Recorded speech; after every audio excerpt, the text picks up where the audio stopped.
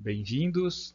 Trataremos hoje do gerenciamento dos resíduos da construção civil, em continuidade à aula anterior.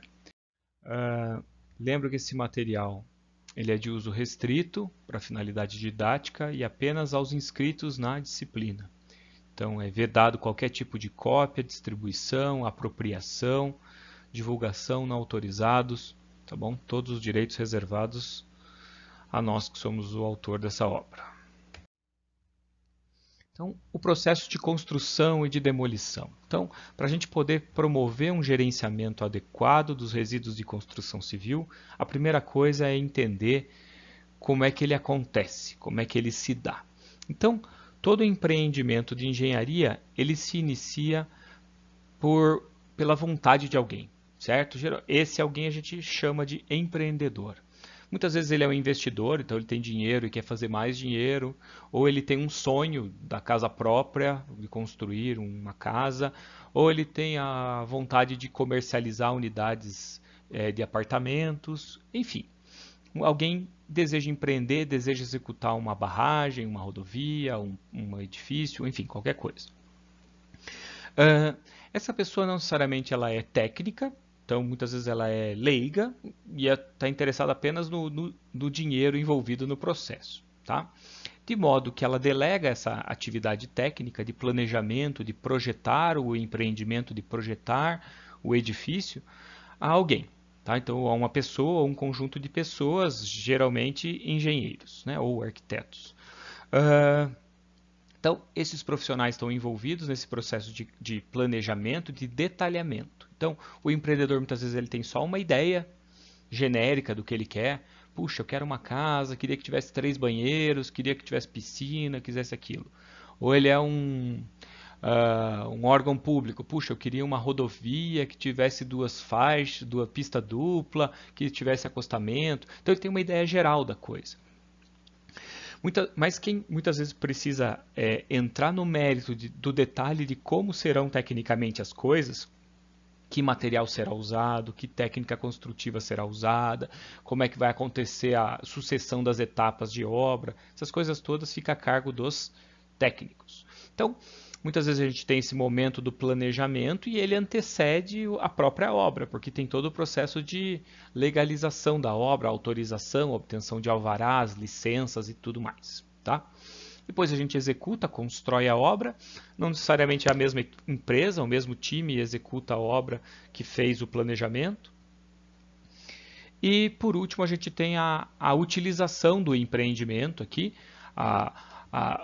os veículos passando na rodovia, o trem passando na ferrovia, a pessoa habitando a residência, o profissional utilizando o escritório e por aí vai, né? Então é a operação, o uso desse empreendimento. E ao final da vida útil, porque tudo tem seu fim, ao final da edificação, ao final do uso dessa edificação, da vida útil, do ciclo de vida da construção, a gente vai, por assim dizer, destruir aquele empreendimento, ou dar repaginar, fazer o que a gente chama de retrofit, fazer uma nova utilização, ou, enfim, aquele empreendimento deixa de existir na forma como ele é, tá bom? O que é interessante da gente olhar nesse processo todo na ótica de resíduos? Onde está a geração de resíduos da construção?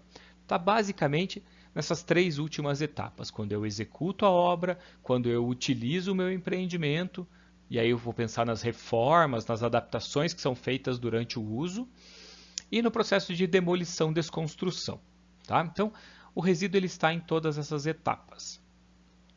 E a gente, como gestor, como é que a gente pode intervir nesse processo? Então, a gente pode intervir nesse processo alterando o projeto, modificando rotinas construtivas, fazendo escolhas inteligentes na hora de conceber o empreendimento para que não repercutam negativamente na hora de demolir. Seja difícil demolir, difícil desconstruir, difícil reformar, ou custoso, ou que gere muito resíduo. Então, essa é a lógica da gente planejando esse processo todo.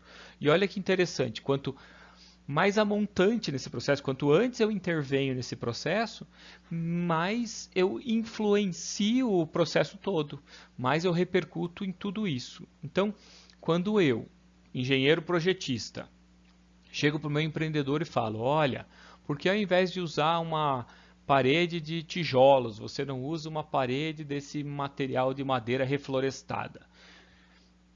Eu estou repercutindo sobre toda a cadeia de geração de resíduos, desde do momento em que vai produzir os painéis de fechamento, até a parte da industrialização do painel, até a parte da utilização, das possibilidades de reforma, das possibilidades de aproveitamento desse material no final da vida útil. Então é bem interessante a gente participar desse processo como alguém que atua lá na concepção do empreendimento, no momento do planejamento.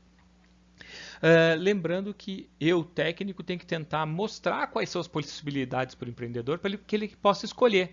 Ah, não, por que você não faz, ao invés de fazer um triplex, você faz um sobrado? Ah, não, beleza, com isso eu ganho o quê? Ganho, por exemplo, menos utilização de material e com isso eu também vou gerar menos resíduo. Então, são modificações do empreendimento que podem ocorrer em decorrência de sugestões dos técnicos que repercutem positivamente sobre a gestão de resíduos. Então, é bem interessante a gente enxergar isso tudo. Olhando agora especificamente para a intervenção no resíduo, para a gestão do resíduo, certo? Então, a gente tem o que a gente chama de 3 atores, 3 agentes principais aqui, que eu coloquei nisso que eu chamei de núcleo de gestão. Então, a gente tem o nosso gerador de resíduos, que aí vai ser ou o empreendedor ou o construtor, como a gente vinha falando, o transportador, certo? Quem transporta o resíduo e quem recebe esse resíduo, o destinatário dos resíduos. Pode ser uma usina de reciclagem, pode ser um aterro, enfim. Então, esses são os 3 agentes principais: gerador, transportador e destinatário. Atuando ainda nesse processo de gestão, a gente tem alguém que coloca dinheiro, que é aquilo que a gente chamou agora há pouco de incorporador, cliente ou empreendedor propriamente dito. E na medida em que ele aporta esses recursos financeiros, ele está interessado na maximização dos seus lucros ou minimização dos seus prejuízos, né? Então, nesse sentido, o restante da cadeia tem que trabalhar em favor dessa questão financeira para ele aqui, porque ele é o principal interessado no êxito do empreendimento. Fora tudo isso, a gente tem fornecedores envolvidos, então entregando insumos que muitas vezes vêm embalados ou são entregues de determinadas formas, e isso repercute diretamente sobre a questão dos resíduos. É bloco cerâmico, bloco de concreto que é entregue em pallet, com filme plástico em torno, com cinta plástica, enfim, diversos tipos de embalagens que acabam repercutindo sobre isso tudo. E hoje em dia eu já teria que pensar numa nova seta aqui, retornando para o fornecedor, pensando aqui na cadeia da logística reversa, ou o fornecedor voltando aqui para o final do ciclo, né, que aqui está como um modelo linear, mas que hoje em dia seria cíclico, e esse fornecedor participando como um destinatário ou intermediário desse processo de recebimento dos resíduos. Tá? De uma maneira não alheia a isso tudo, a gente tem os órgãos de fiscalização, os órgãos licenciadores, auditores de empresas certificadoras ambientais, por exemplo, que vão estar verificando se o que está sendo feito pelos envolvidos está correto ou não está correto. E aí pode ter algum tipo de multa, sanção, caçar a licença, embargar a obra, essas coisas todas. E com uma maneira de suporte técnico e legal, a gente tem consultores e pesquisadores que vão estar aqui gerando soluções, fornecendo, oferecendo soluções para que esse processo de gestão aconteça de uma maneira mais inteligente, tá? Mais racional, mais otimizada, mais eficiente. Então vamos em frente. Os geradores, como eu disse, são pessoas físicas ou jurídicas, públicas ou privadas, responsáveis por atividades ou empreendimentos que gerem resíduos. Então, o próprio nome já diz, né? Geradores é quem gera resíduo. Essa definição está colocada lá na resolução do CONAMA, que a gente já conversou bastante sobre ela. Na resolução do CONAMA 307, a gente tem essa definição do que é um gerador de resíduo. Da mesma forma, a gente tem a definição do que é um transportador, que é justamente o elo de ligação entre a área de origem e a área de destino do resíduo. Então, ele faz essa ponte. Embora no Brasil, a gente tem historicamente o hábito de contratar um transportador achando que ele tem obrigação de dar destino para isso, e não é verdade. Então, essa venda casada, que é costumeira, que é usual, ela não deveria ser assim. O modelo de gestão ele pede que haja uma decisão racional de quem é o destinatário do resíduo e o transportador ele é contratado especificamente para tirar o resíduo daqui e levar para lá, para esse local que o gerador vai indicar. Então, quem define o destinatário não deve ser o transportador, deve ser o gerador de resíduo. E essa lógica ela é reforçada quando o governo federal vem e propõe um sistema como o MTR-SINIR, em que o MTR deixa de ser um documento de controle do transporte a cargo do transportador e passa a incumbência para o gerador de resíduo. Então ele vai gerar, ele vai conduzir o processo, vai liderar o processo de gestão de resíduos.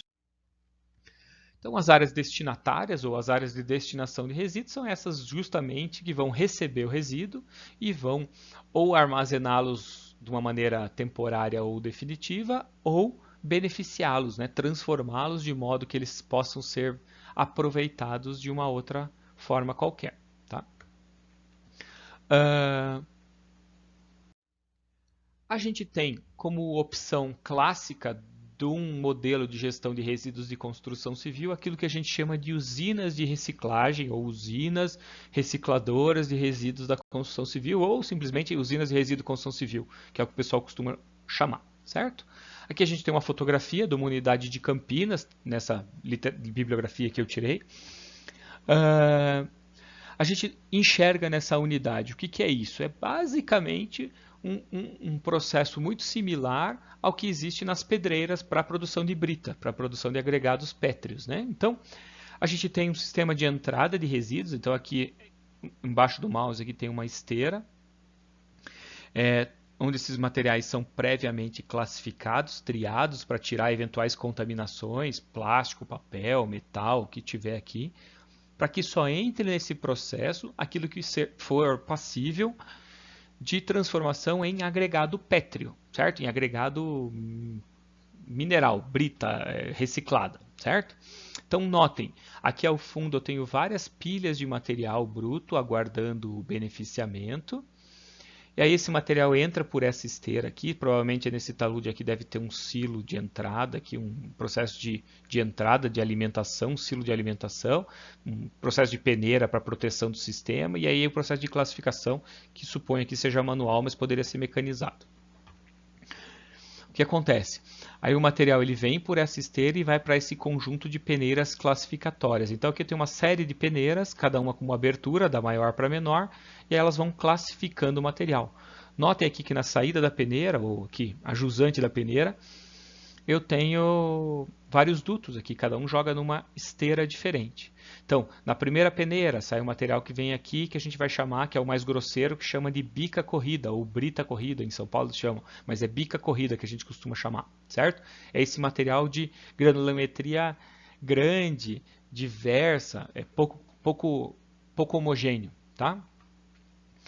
Depois a gente vai olhando aqui as outras granulometrias que vão saindo a partir das peneiras que são menores, e a gente vai enxergando aqui a brita 1 ou brita 2, o pedrisco, a fração areia, certo? E a gente vai enxergar o pó de pedra, aqui deve estar aqui para o lado de cá o pó, certo? Então, esse tipo que é equivalente à fração mais fina, né? Então, esse tipo de material ele vai sendo classificado granulometricamente para poder depois utilizar nas obras, em geral para fabricar coisas, sei lá, de concreto, de argamassa, artefatos de cimento, ou para produzir obras mesmo, fazer base de estrada, fazer bloco para poder construir parede, enfim, o que quiser. Então aqui a gente tem alguns exemplos do que pode ser feito com esse material. Então a fração areia, que tem essa característica do diâmetro menor do que 4,8 milímetros, advindo aí de blocos de concreto e de concreto, pode ser utilizada na fabricação de argamassa de assentamento, contrapiso, bloco de vedação. O pedrisco pode ser utilizado na fabricação de piso intertravado, de guia, né, que é meio fio, blocos de vedação. Brita 1, Brita 2 pode ser usado para concretos sem funções estruturais e obras de drenagem. Aqui é um quadro que eu tirei do autor, aqui do Levi, mas Na época, isso que ele falou era verdade. Hoje em dia, a gente já tem a atualização que saiu esse ano, 2021, junho de 2021, da norma da NBR 15.116, e agora ela está possibilitando, inclusive, a fabricação de concretos com funções estruturais. Então, é interessante, a gente pode usar esse material até para fazer concreto com função estrutural. Usos de agregados reciclados, né? Bica ou brita corrida para confecção de base e subbase de pavimento rodoviário, regularização de vias não pavimentadas, a própria brita rachão na substituição de solo, terrasplanagens, para fazer dispositivos de drenagem, drenos, né? Em geral. Então, tem bastante... tem muitas possibilidades aqui para a gente aproveitar esse material reciclado. Então, não há justificativa para não utilizá-lo do ponto de vista técnico, né? Então, há possibilidades de aproveitamento. Característica do entulho, ou qual é a dificuldade associada ao entulho? Ele tem por característica ser heterogêneo.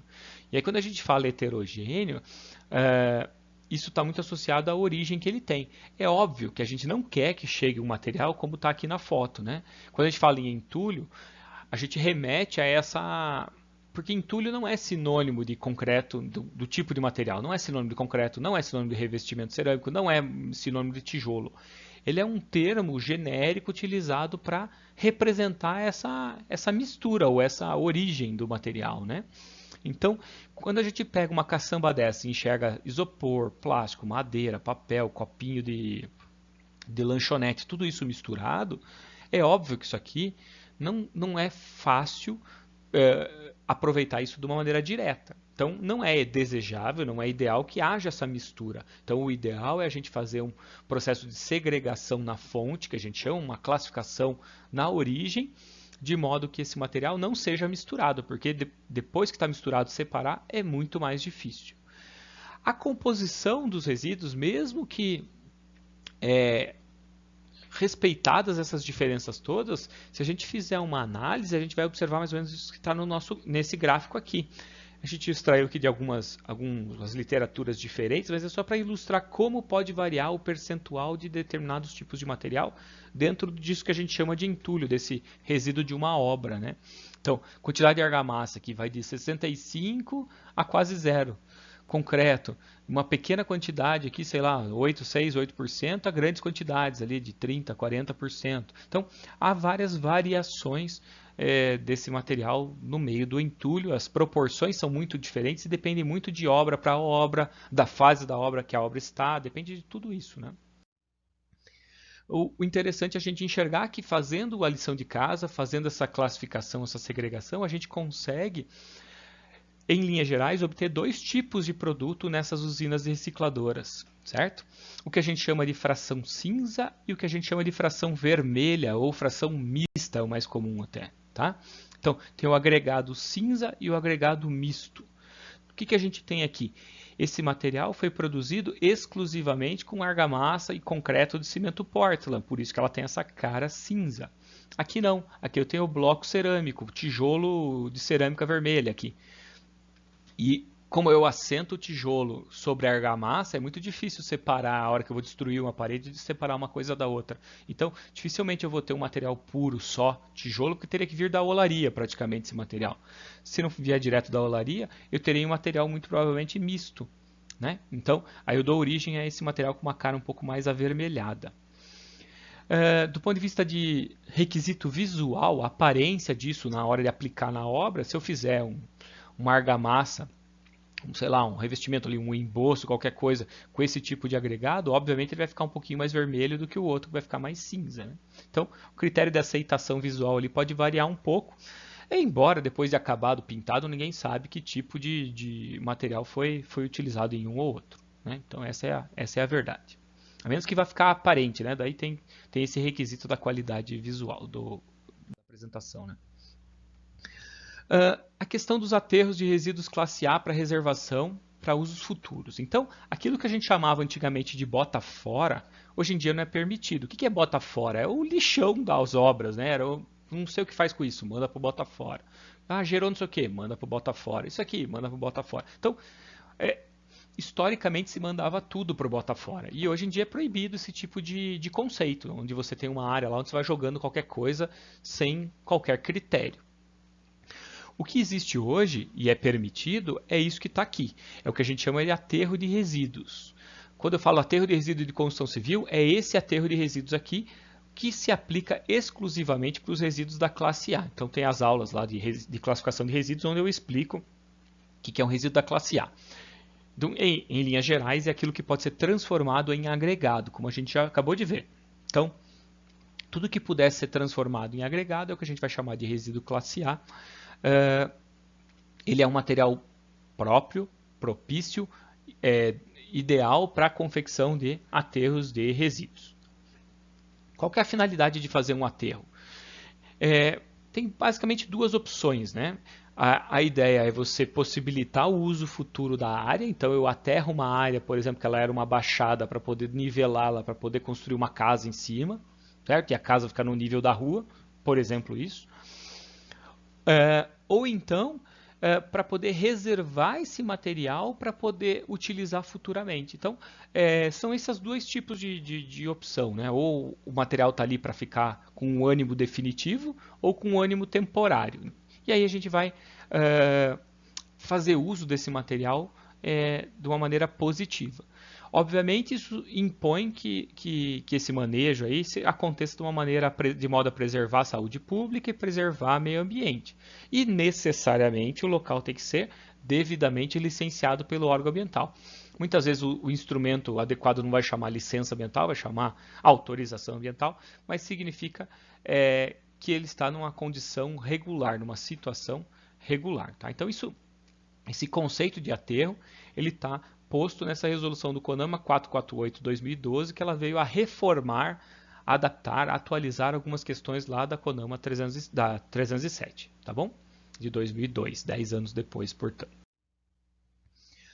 Área de transbordo e triagem, a gente também já tem uma aula específica ali para tratar desse assunto, como é que dimensiona e tudo mais, mas resgatando aqui o conceito, é uma área destinada ao recebimento dos resíduos de construção civil e de resíduos volumosos, ali sofá, armário, geladeira, fogão, resíduos volumosos, tá?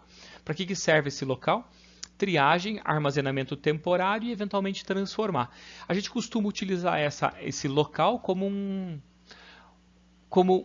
um processo transitório. Então, é uma área intermediária onde você vai fazer algum tipo de classificação ou de beneficiamento, ou vai ganhar escala suficiente para poder transportar esse material a longas distâncias. Então, é como se fosse o entreposto logístico, para poder viabilizar o lado econômico da logística de transporte de resíduos. Tá bom? Então, esse é um conceito que também está ali e tem tudo a ver com a gente. Do ponto de vista de normatização, o que a gente tem sobre resíduos de construção que precisa ser observado no gerenciamento? Então, a gente tem normas para várias coisas. A NBR 10.004 a gente já tratou, né? Especificamente aborda a questão da classificação dos resíduos pensando na sua periculosidade, então, principalmente aquela questão de resíduos perigosos é interessante para a gente aqui na construção civil, embora ela seja usada muito mais na área industrial, quando a gente precisa efetivamente definir físico-quimicamente um resíduo, quanto à periculosidade, a gente recorre a ela, a NBR 10.004. Então, a gente dá preferência à utilização da resolução CONAMA 307, mas eventualmente, se precisar dirimir alguma dúvida do ponto de vista físico-químico, a gente invoca essa NBR 10.004, porque a classificação é distinta, né? A 307 classifica conforme origem e destino e a NBR aborda a questão da periculosidade, né? Então é um pouco diferente. E como suporte a essa classificação, a gente tem as normas NBR 10.005, 10.006, 10.007, que tratam da amostragem, que a gente também tem aula específica ali sobre isso, para poder explicar como é que a gente maneja isso, tá bom? Não é aqui o foco, é só para a gente contextualizar aqui que normas se aplicam aí ao gerenciamento dos resíduos. A gente tem essa outra norma, que embora seja bastante antiga, de 90, ela trata do armazenamento de resíduos classe 2 e classe 3, embora essa classificação aqui está desatualizada, a EBNT não fez a lição de casa, deveria ter feito e atualizado essa norma, porque não tem mais classe 1, 2, 3, agora é a classe, conforme a atual NBR 10.004 é classe 1, 2A e 2B, então onde você está lendo ali 2 romano é 2A, e onde você está lendo 3 romano é 2B, então a ABNT falha quando ela deixa de atualizar essa norma, ela deveria ter atualizado. A gente tem norma para armazenamento de resíduo perigoso, então é interessante vocês lerem essa norma, consultarem sempre que necessário essa norma, porque aqui está uma série de regras de como deve ser esse local para armazenamento de resíduos perigosos, questões de ventilação, iluminação, impermeabilização de piso, controle de acesso, sinalização, essas coisas todas estão lá, é interessante ler essa norma. E a questão do transporte terrestre de resíduos também é disciplinada. Tá? Então, do ponto de vista de veículo, como é que ele deve ser, que condições, que características ele deve ter para poder estar apto ao transporte dos resíduos. E não só essas normas, tem várias outras. Por exemplo, tem a NBR, uma família, na verdade, de normas aqui, a 15.112, 113, 114, 115 e 116, que vão tratar dos resíduos de construção especificamente. Então, a 112 trata das áreas de transbordo e triagem, a 113 dos aterros, a 114 das áreas para reciclagem, a 115 dos agregados reciclados, e notem, todas de 2004. A 116 também era de 2004, mas saiu uma atualização recente esse ano, aquilo que eu adiantei para vocês, que agora, inclusive o título da norma era diferente, agora o concreto pode ser utilizado também para finalidade de fabricação de concreto estrutural, o agregado reciclado como insumo para o concreto estrutural, tá bom? Então é interessante também ficar atento a essas variações da norma. Vamos em frente. Temos normas ainda voltadas especificamente para a questão dos caminhões transportadores, aqui então implementos rodoviários, a questão da caçamba basculante, do poliguindaste, dos coletores compactadores, da questão da possibilidade de você aproveitar resíduos para fins energéticos, então uma norma relativamente recente também, 2020, né? Então como é que eu aproveito energeticamente os resíduos, posso ou não posso, em que condições eu posso, questão dos veículos coletores e a questão das caçambas e dos contentores aqui metálicos, tá bom? Então tem norma para disciplinar tudo isso, é só para vocês tomarem ciência. Quando precisar, obviamente, tem que consultar.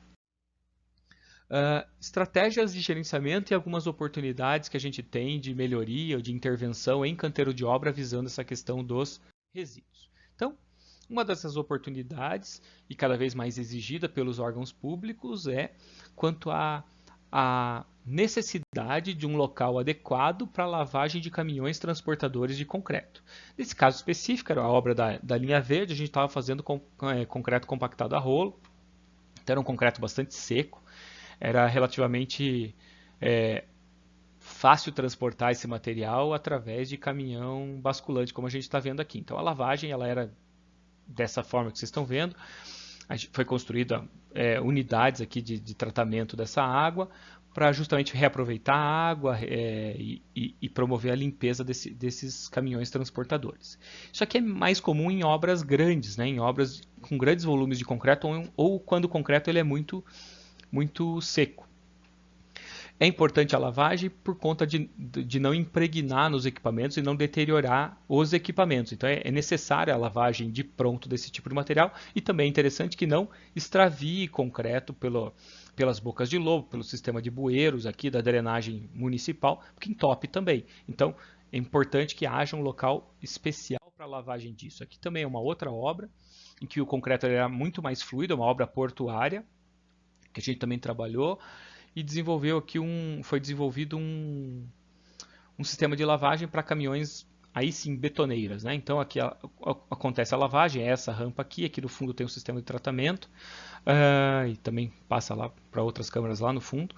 E aí os caminhões betoneiros eram lavados e o resíduo dessa lavagem era decantado aqui, sedimentado na verdade, nessa rampa, certo? E a água sobrenadante era tratada e reaproveitada, reutilizada aqui no ciclo fechado, e os resíduos que acumulavam no fundo sólidos eram aproveitados para fazer artefatos de concreto em geral, defensa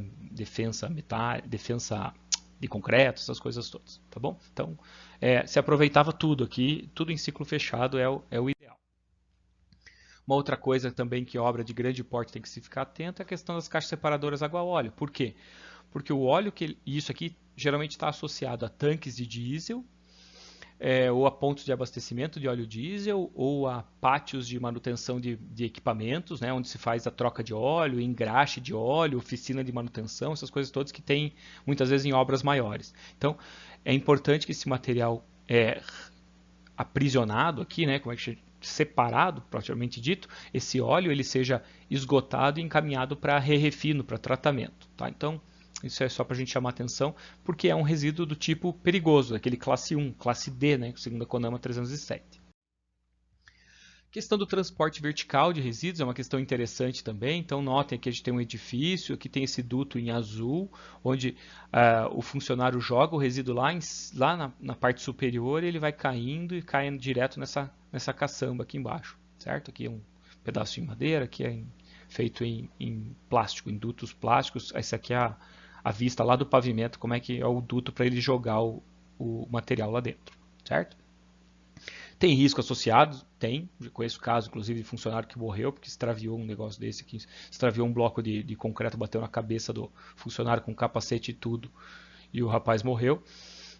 Mas é utilizado, é importante vocês tomarem conhecimento de como a coisa acaba acontecendo. Outras possibilidades é você usar uma grua como essa para poder transportar, por exemplo, big bags, que são essas grandes sacolas aqui de ráfia ou de tecido, né? Onde você joga o material lá nos pavimentos, depois a grua pega e traz aqui para baixo. Ou adotar fardos, né, de material, levar isso pelo elevador do edifício. Aqui tem um elevador, ó, sobe e desce pelo elevador também de obra. Então, são várias possibilidades aí.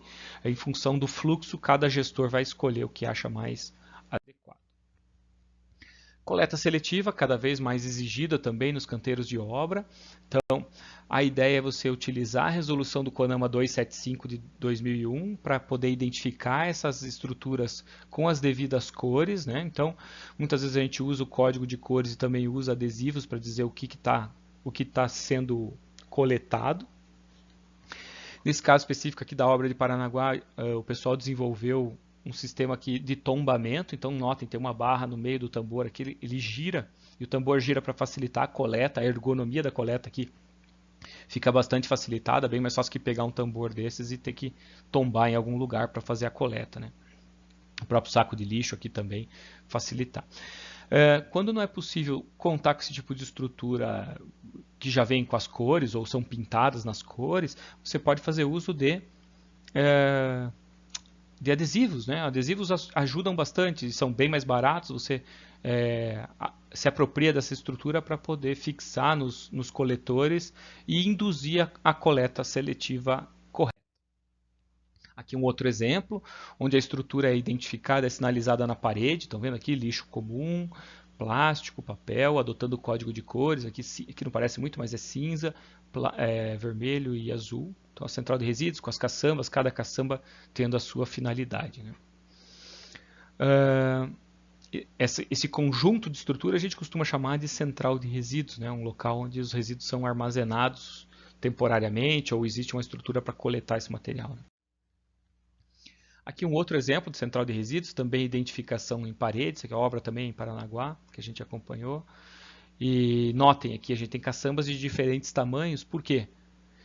Porque a geração ela é maior, nesse caso aqui está falando de resíduos de metal, amarelo é metal, então a quantidade de resíduos associados, a geração é maior, então requer uma caçamba maior, de coleta maior. E aqui no caso o material reciclável, o plástico e o papel, os dois vão para a cooperativa de reciclagem, então nada impede deles serem armazenados temporariamente juntos, vão para o mesmo lugar onde ele vai ser triado pela cooperativa. Um lugar para rejeitos, a identificação da madeira, a cor da madeira é preta na norma, mas muitas vezes para facilitar inclusive a percepção pelo trabalhador, aqui nesse caso foi utilizada uma textura de madeira, aqui na identificação da cor, para saber que essa caçamba é para receber resíduos de madeira, né? Então a gente acaba fazendo alguma adaptação, alguma melhoria, na verdade, para poder garantir o funcionamento. Aqui uma outra central de resíduos, especificamente para resíduos perigosos, também chamados corriqueiramente de contaminados.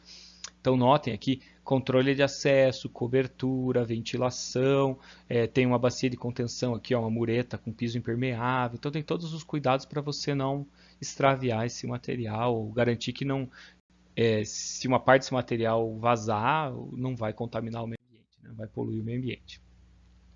Aqui mais uma central de resíduos, mais ou menos no mesmo molde da anterior. Aqui também uma chapa de madeira que foi toda perfurada para facilitar o armazenamento de lâmpadas sem a quebra, de lâmpadas fluorescentes aqui no caso. Sistema de fixação de sinalização em caçamba, na própria caçamba você fixar, usa aqui como é que chama isso aqui? Uma espécie de um cabide, né? Você pendura isso aqui na caçamba para poder identificar. Aqui o pessoal da obra fazendo a pintura, né? Na verdade, de tambores para materiais contaminados para poder distribuir no canteiro inteiro. Então, são processos que acontecem no dia a dia da obra que visam essa melhoria das condições de gestão dos resíduos. Aqui uma obra de Foz do Iguaçu, do aeroporto de Foz do Iguaçu, onde a gente também trabalhou, onde também tem a identificação através daquelas placas fixadas na caçamba. Qual que é a vantagem disso? Eu vou trocar a caçamba, eu tiro a identificação, penduro na próxima caçamba que estará vazia, e isso facilita o meu processo de identificação, mobilidade também, se eu precisar levar a caçamba. Agora não precisa mais de caçamba aqui, precisa 2 km daqui. Bota lá 2 km no outro pedaço da obra e lá vai ficar identificado também. Então, dá uma certa versatilidade para o processo. Como aqui o aeroporto de Foz fica ao lado do Parque Nacional do Iguaçu, então tinha risco de animais, onças, por exemplo, virem buscar lixo ou curiosidade mesmo, entrar numa caçamba dessas e no dia seguinte o animal está lá e algum funcionário ser surpreendido e aí pode dar um problema tanto para um quanto para outro. Cobras, enfim. Aqui foi decidido que todas as caçambas seriam cobertas. Então a gente promoveu ali, confeccionou essas tampas e aí todas as caçambas tinham cobertura, o que é bastante interessante do ponto de vista de garantir que ninguém faça um mau uso. Inclusive, em vias públicas deveria ser obrigatório esse tipo de cobertura e com cadeado. Na obra de Paranaguá a gente também tinha cadeado ali para poder garantir o acesso. Então, só pessoas autorizadas teriam acesso a jogar material ali. Você evita que pessoas não autorizadas fiquem jogando copinho plástico onde não deve, por aí vai. Tá? Aqui também os sistemas de lixeiras coloridas, lá na área de vivência e tudo mais. O reaproveitamento de resíduos é uma questão bem bacana também. Sempre que possível tem que ser identificadas oportunidades de aproveitar materiais. Isso aqui é na obra de Paranaguá. Então, os tramos do processo de arrasamento das estacas, então, o que sobrava das estacas era estocado, era quebrado com esse instrumento aqui, com esse rompedor hidráulico que a gente chama, vulgo picão, certo? Então, com esse picão aqui a gente quebrava essas estruturas de concreto e separava, porque é uma estrutura de concreto armado, então separava o aço do concreto. Esse concreto era usado como agregado, esse aço era encaminhado para reciclagem. Então você conseguia aproveitar 100% dos resíduos de execução, do processo de execução de estacas, né? O que é bem interessante. E aproveitava na própria obra, deixava de comprar material, brita, essas coisas, aproveitando desse agregado reciclado. Aqui um outro processo também da Prefeitura de Curitiba, esse caminhão é da Prefeitura Municipal de Curitiba, que trabalha com a questão da não geração de resíduos. Então, se a gente está abrindo uma rua, que era o caso do Jardim das Américas, uma abertura de uma nova rua, você vai tá tirando essa árvore dali. Eu tenho duas opções: ou removo, corto essa árvore e ela morre, e aí eu sou obrigado a dar destino para esse material, mandar para uma compostagem ou coisa assim. Ou eu posso transplantar essa árvore. Por óbvio, nem toda árvore é passível de transplante. Então depende da profundidade do sistema radicular, né, das raízes, depende do tamanho da copa, da idade da planta, se ela vai ou não vai aguentar o transplante. Assim como você não faz transplante num senhor de 100 anos de idade, porque o risco de dar errado é muito grande, aqui da mesma forma. Então você acaba avaliando a viabilidade técnico-ambiental. Como é que funciona esse equipamento? Ele tem essas pás. Essas pás abraçam a árvore, então elas abrem, assim, como se fosse como é que eu vou explicar? Um C, né, abrindo, assim, envolve a árvore, aí cava e coloca sobre o caminhão transportador. Né? Então, é lógico, a altura da árvore também vai influenciar, porque como é que eu vou passar no meio da cidade com uma árvore bem alta? Né? Então, tudo isso acaba influenciando o processo. Então, é uma estratégia que a gente tem para minimizar a geração de resíduos. Os resíduos orgânicos, leia-se aí por exemplo, restos alimentares, que o pessoal chama de ingesto, e restos de poda, galhos, folhas, né? Então, esses dois materiais, quando misturados, eles podem dar origem ao que a gente chama de composto. Então, esse processo de compostagem que vocês estão vendo é o processo de compostagem acelerada da empresa Tibagi Sistemas Ambientais. Quando a gente trabalhava na obra da linha verde, a gente fez uso dessa estrutura. E aí eles faziam a mistura entre os restos alimentares e os restos de poda e árvore, galho, essas coisas todas.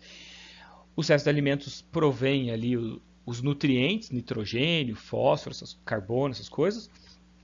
E a galhada, que as folhas, elas fornecem estrutura, as fibras necessárias para garantir que esse composto não vire uma sopa, né? Então, esse material ele é encaminhado por meio de esteiras para essas câmaras de compostagem acelerada, onde o material fica maturando ali de 7 a 14 dias, 7 a 21 dias, e com controle de fluxo, de oxigenação, de aeração aqui todo. E depois da maturação desse composto, ele cai para o fundo dessas câmaras cúbicas aqui, né? Então é onde vocês estão vendo nessa terceira foto. E esse material daí ele é armazenado vai para um pátio, onde ele é revolvido por mais algum tempo, depois é ensacado e pode ser vendido como adubo, né? Então é o processo de compostagem acelerada numa escala bem maior do que essa doméstica. Então é viável, por exemplo, para soluções para municípios, para grandes escalas, para grandes obras, justifica a utilização de uma planta dessa, sem dúvida nenhuma, né? Outra estratégia interessante é a gente pensar na questão dos laboratórios de controle de qualidade. Então, obras de engenharia costumam ter laboratórios de controle de qualidade, ou qualidade de solo, de aterro, de pavimento asfáltico, de concreto, certo? E eles fazem essa análise da qualidade a partir de corpos de prova, do que a gente chama de corpos de prova. Então eles pegam amostras de concretos ou de solos, de materiais de engenharia em geral, e aí eles ensaiam isso mecanicamente. Aqui no caso ele está rompendo, aqui fazendo o ensaio e rompendo, que a gente fala, quebrando, entre aspas, para avaliar qual que é a resistência mecânica desse material. Ao fazer isso, depois que ele faz o ensaio, ele já sabe qual que é a resistência do material, ele não tem o que fazer com esse corpo de prova, então ele vai acumulando isso nos laboratórios. Então, é interessante a gente, como gestor de resíduos, fazer uso dessas estratégias. Infelizmente eu passei o slide aqui, não consigo voltar, mas a gente faz uso desse tipo de corpo de prova, por exemplo, para aproveitar na fabricação de hortas, de canteiros de flores e essas coisas todas aqui, certo? Basicamente eram essas estratégias que eu queria mostrar para vocês. A ideia era mostrar um panorama geral daquilo que costuma ser empregado como estratégia de gerenciamento de resíduos. É importante vocês se apropriarem dessas ideias, especialmente desses conceitos, e utilizar a criatividade, utilizar a inovação, utilizar o que as normas sugerem também para poder promover uma gestão, uma organização do canteiro de obras com vistas à minimização de resíduos. A ideia é não gerar o resíduo e, se ele for gerado, fazer a destinação adequada, né? Então, caso tenha algum tipo de dúvida, surgir alguma ideia, queiram comentar com a gente, está aí o nosso contato, continuamos à disposição, tá bom? Grande abraço a todos.